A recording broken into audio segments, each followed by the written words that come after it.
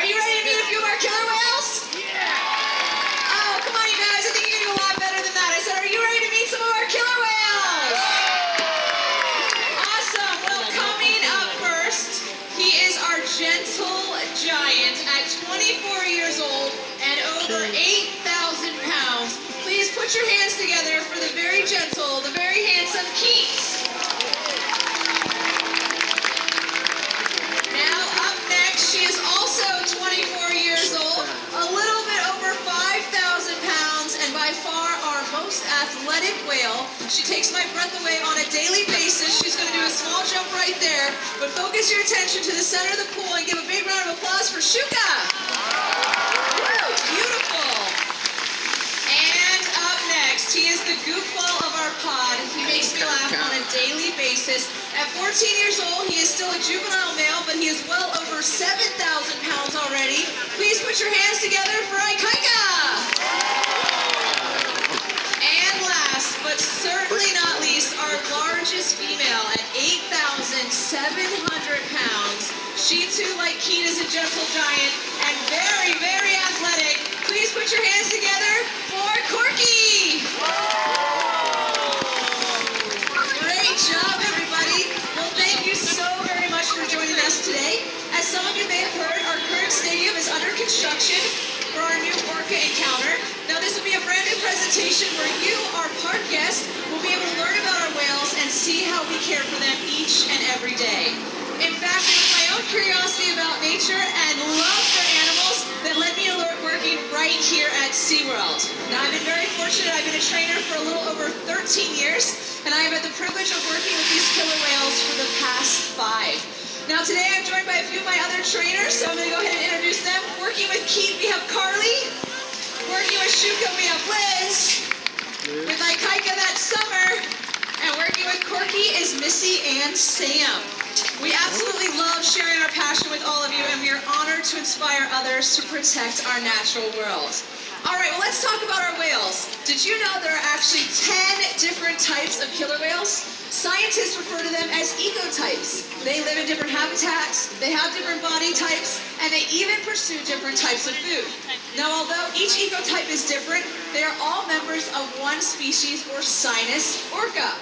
Here at SeaWorld San Diego, we are actually home to 11 killer whales. We have 5 males and 6 females, and their ages range from our youngest, Amaya, who is just 2 years old, all the way up to Corky down there, who is 53 years old. Now, their sizes range from Amaya, who's just a little under 1,600 pounds, all the way to Amaya's father, Ulises, who is just shy of 10,000 pounds. Now, Amaya being our youngest whale, she eats about 55 pounds of fish every day, whereas her father eats upwards to 200 pounds of fish each and every day. Now, as you look at the whales, I'm sure it can be quite difficult to see how truly large they really are.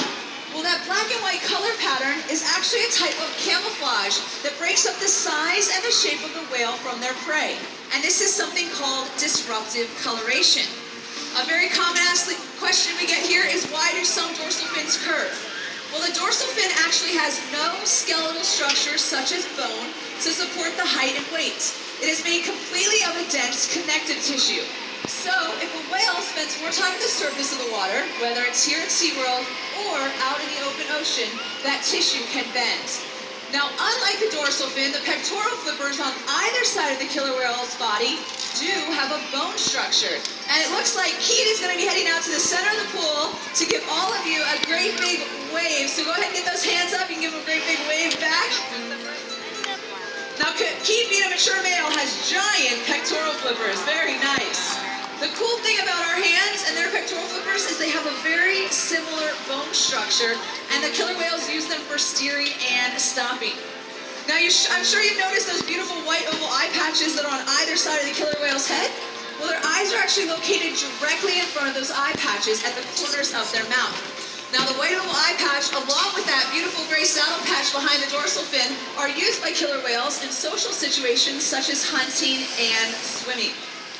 Now, killer whales communicate with each other in a variety of different ways, but one of those ways is through vocalizations. And they create these vocalizations through their blowholes. The whales are able to manipulate the very muscular flaps within their blowhole, and they can make a variety of different sounds. So let's listen.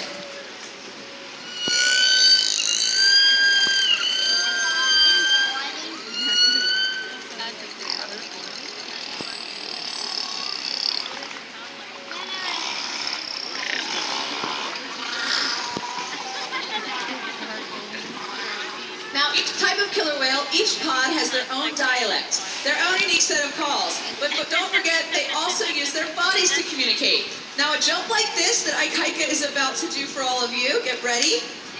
And Corky.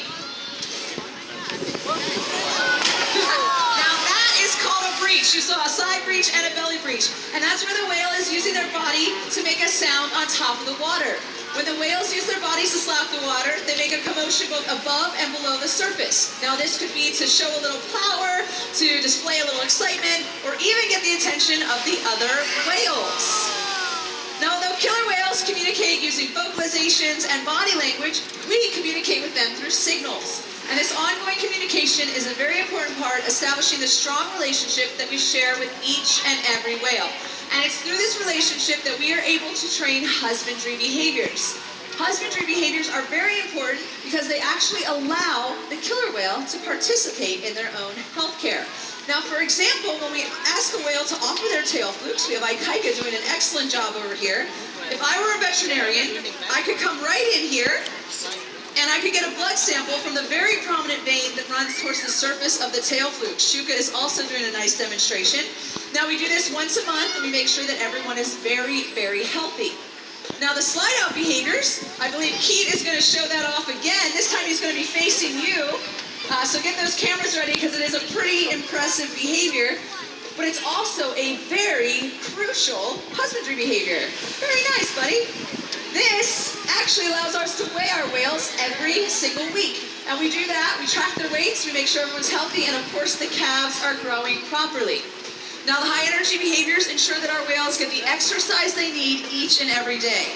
Now killer whales possess an incredible amount of speed and power, and they are among the fastest of all marine mammals, and they can reach top speeds of up to 28 miles per hour.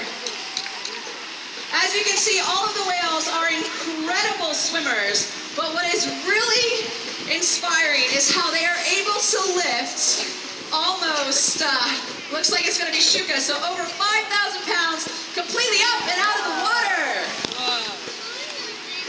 All right, ladies and gentlemen, you're in for a treat. Today we are going to show you a training session. So this is a little bit behind the scenes of what we do throughout our day. We have a variety of different sessions that we can do with the whales, and this is one of the ways that we can stimulate their minds.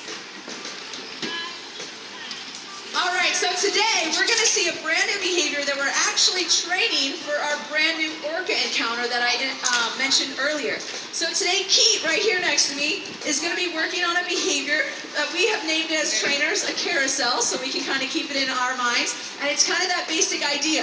What we're going to eventually have him do is we want them to swim in a pretty fast circle in the center of the pool. But right now, we're just beginning these training steps. So when we train an animal, we utilize a couple different tools. The first one is around our necks. It's a whistle and it sounds like this.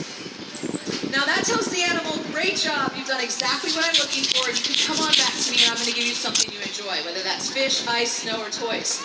We also have this tone box right over here, and it is the exact same thing as the whistle. It lets the whale know, great job, if their head is under the water.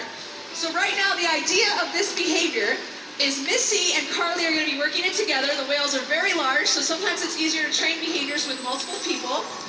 We also use target poles. Now this is simply just a buoy on the end of the stick, and this helps them with placement. It lets them know, hey, we would like you to go this way. Please touch it over here. Come right over here. The whales understand when we start training that we would love for them to touch the front of their face to that buoy, so Keet knows, oh, I need to follow that. Very excellent. Now Carly's saying, come on over here to me. And now Missy's saying, come on over here to me.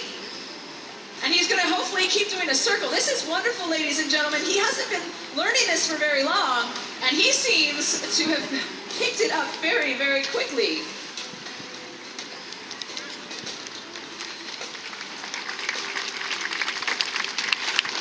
Yeah, very nice. That was really, really good. So as I mentioned, we train in steps, and the reason that we train in steps is because if you forget something, it's easy to take a step back and re-remind the animal what they're doing. So a way that we can relate to that is we learn our letters first. Then we learn words. From words we can make sentences, and then we can write paragraphs and maybe even a novel one day. So it's the same basic idea with the whales. Everything is a little bit of a step that we can then move forward. So you're seeing kind of towards the middle of the step, we've done some approximations, is what we call them as trainers, earlier. But as you can see, he is following those target poles very wonderfully. And as you can see, he's very agile for a big guy. He's taking those turns very, very nicely. All right, everyone, help me reward Keet. That was fantastic. Give him a big round of applause. That was a really incredible learning session. Good job, buddy. You know, another really important role that our whales fulfill here is research. Our whales participate in a number of different research projects with scientists from all over the country. In fact, in 2016 alone, our whales participated in 9 research projects where they provided critical data to scientists that help in the conservation of wild killer whale populations. And this is pretty fantastic. All right, ladies and gentlemen, it is a really fun part of the presentation. Right now, we're going to show off some more of those very high energy behaviors. Also, everyone on the pathway over there, I'm giving you a big wave. If you do not want to get wet, move back because you might have the opportunity to get very wet. Here we go.